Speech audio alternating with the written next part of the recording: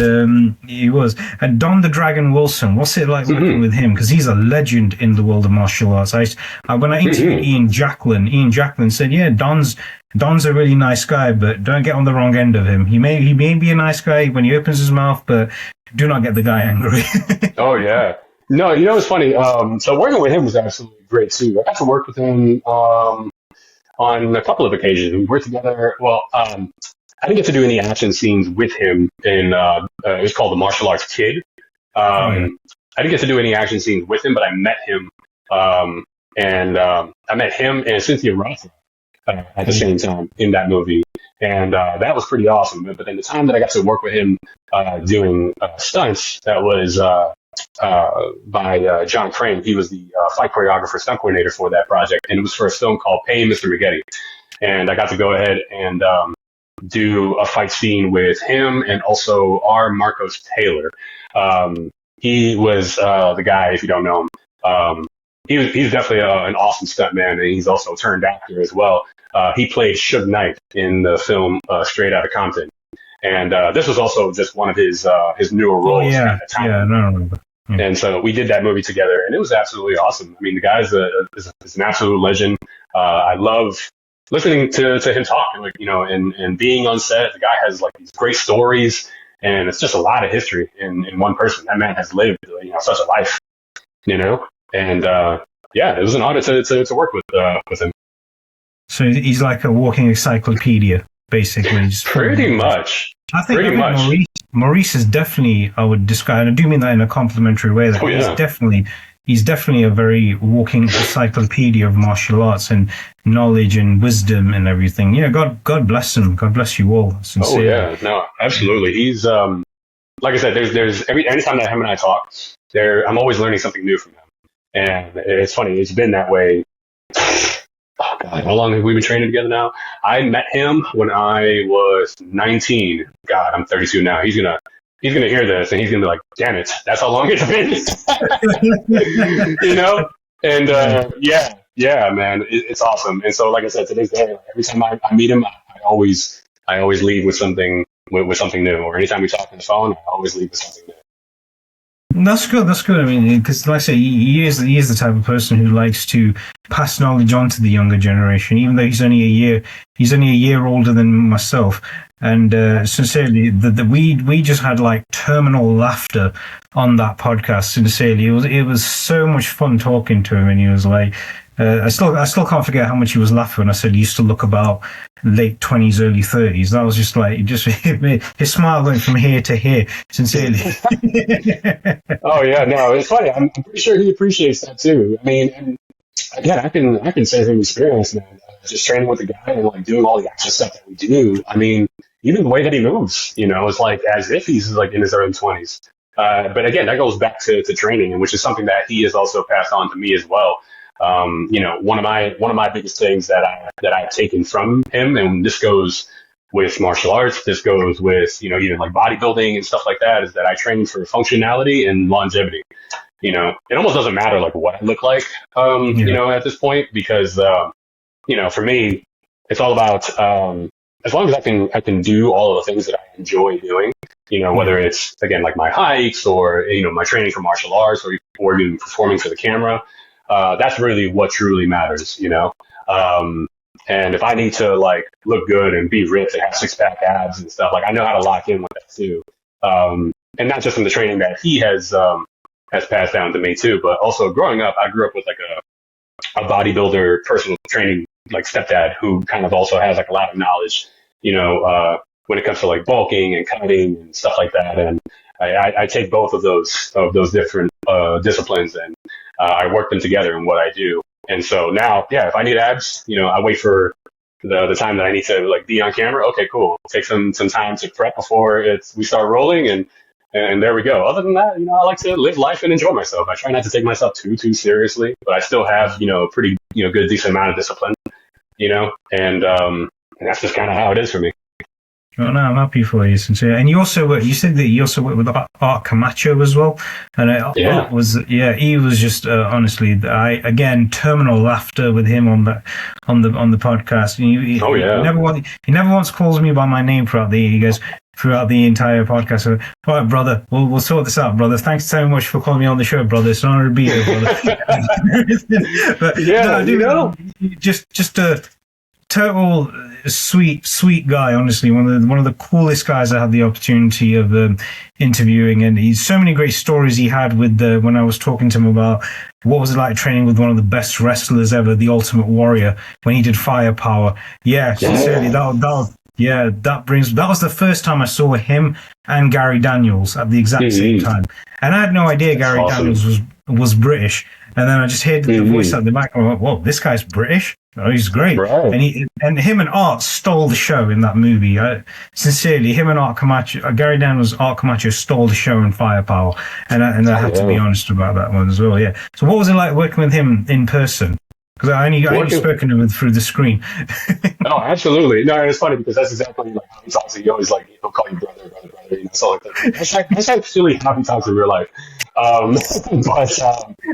Yeah, working with him, you know, it was an absolute treat. I'll say, and I'll tell you what, like, first of all, how that even happened was him and I were connected on social media for a long time. I mean, especially being in the film business, you end up getting connected with everyone. It truly is like a small world in the film business. Like, again, at some point you're gonna end up coming across everyone.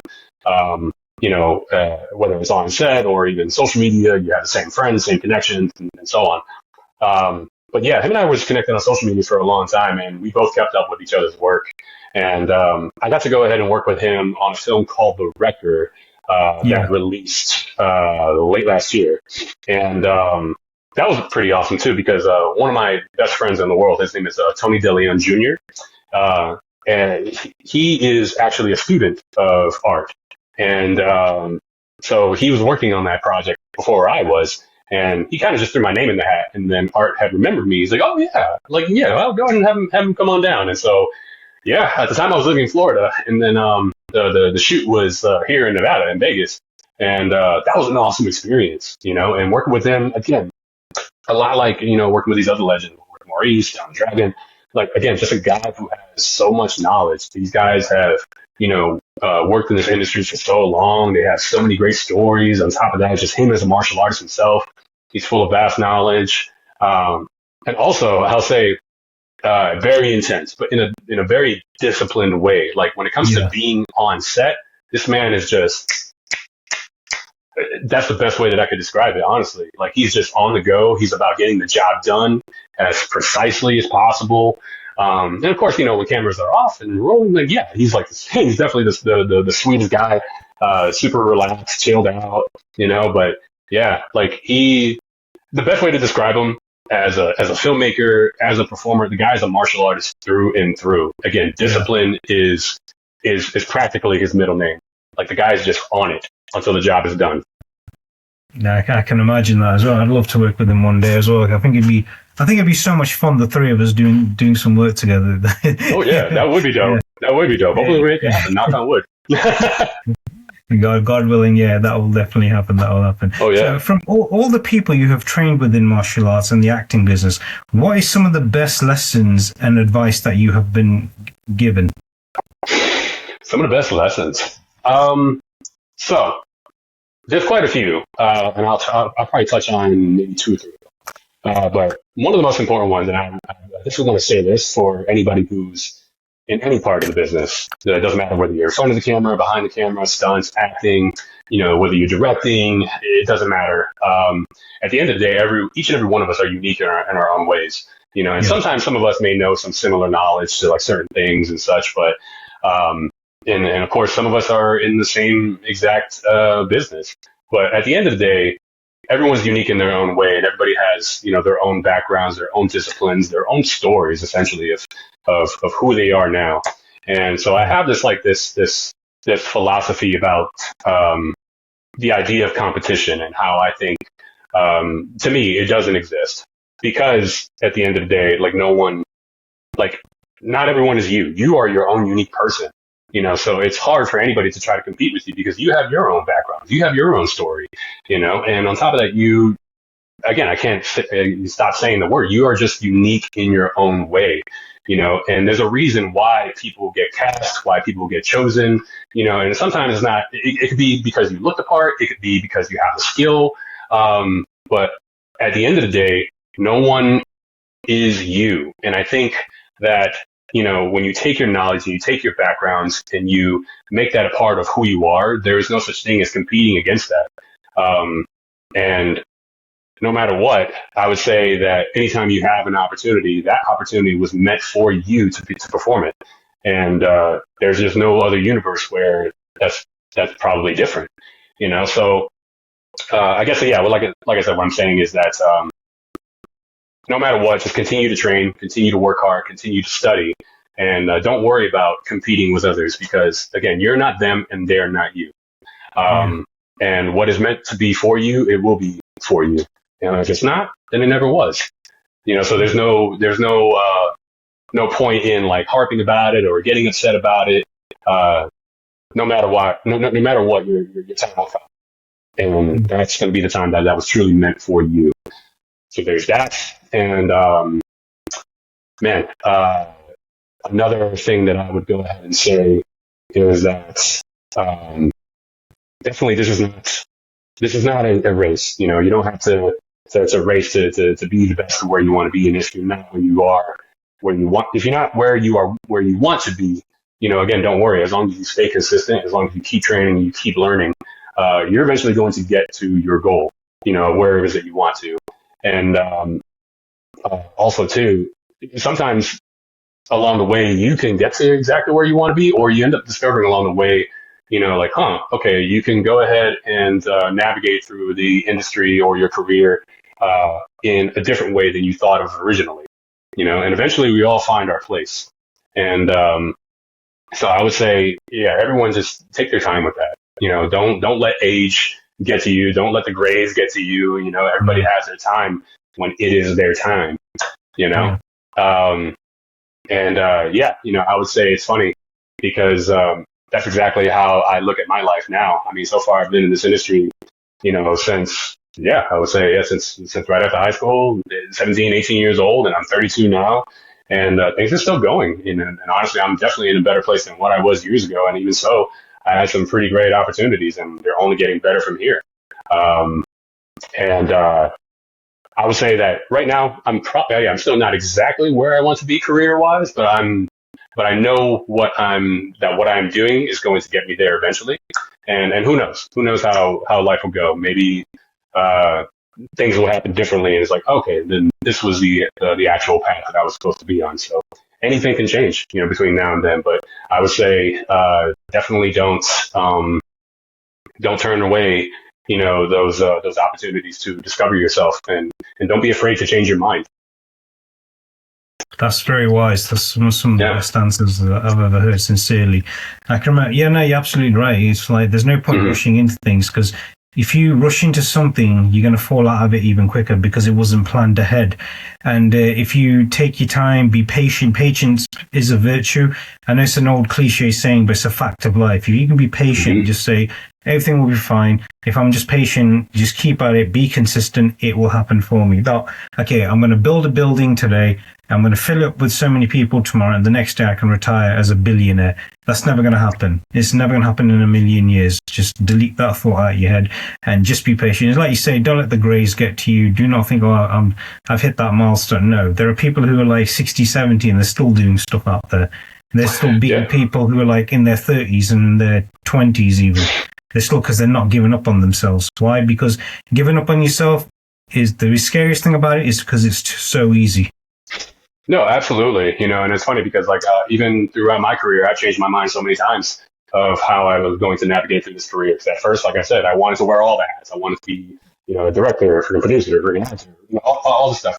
And then from there, I just wanted to go ahead and do stunts. And then from there, I wanted to be a fight choreographer. And from there, now I went, and I used to have I used to have a stunt team, and now I don't. Now I focus on myself, as an actor and as a martial artist. And, here and there, I do some fight choreography gigs, and but that's kind of pretty much it. Like now I've kind of chosen a much more simpler direction with myself. And again, these are the things that you'll you just end up learning about yourself, or you'll come to different realizations as you continue on with the path. But as long as you stay consistent, you'll eventually get to where you want to be.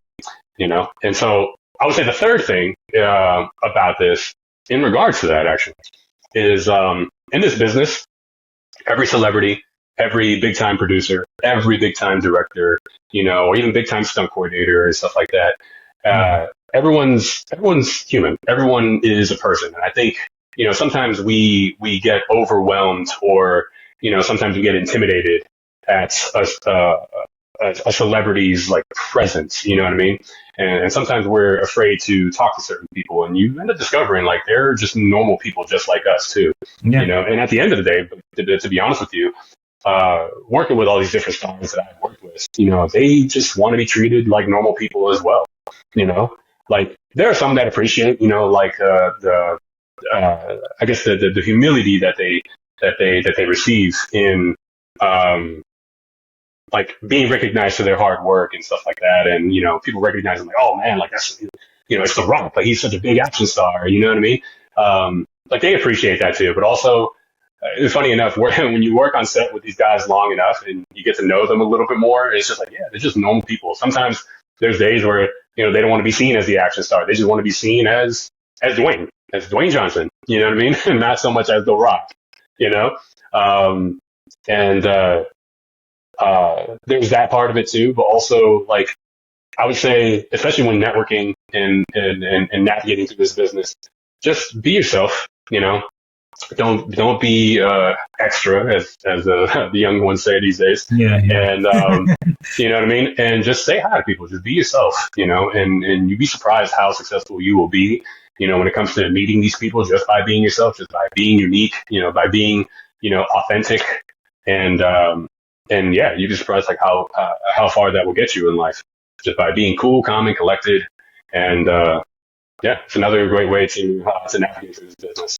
But also, just for even fans from outside looking in, is that everyone is just normal people. They all have flaws. Just like we do, and it's a good thing to keep in mind. Oh yeah, definitely, because you don't forget where you're from, and you'll maintain that idea of where you're going to go in life as well. That's the main thing. So one last question: yourself as a martial artist. What is the most important lesson to learn from the martial arts? I would say the most important lesson, it kind of goes back to, like I said, walking around with like a white belt mindset. And then this could be with martial arts. This could be anything with life. It could be with fitness. It could be martial arts. It could be, with my craft. Absolutely anything where, again, there's always something new to learn. You can never truly master anything because even the basics will sometimes change as time goes on, because again, life is ever evolving, and sometimes we have to evolve with it. And so even with the simplest things, you have to sometimes either keep those skills sharpened or have to, learn those same skills, but sometimes in a new way. And so I would say, never leave your cup too full. I might end the book butchering this. But you know what they say, like, to put water into a cup, you have to empty the cup in order for it to be filled again.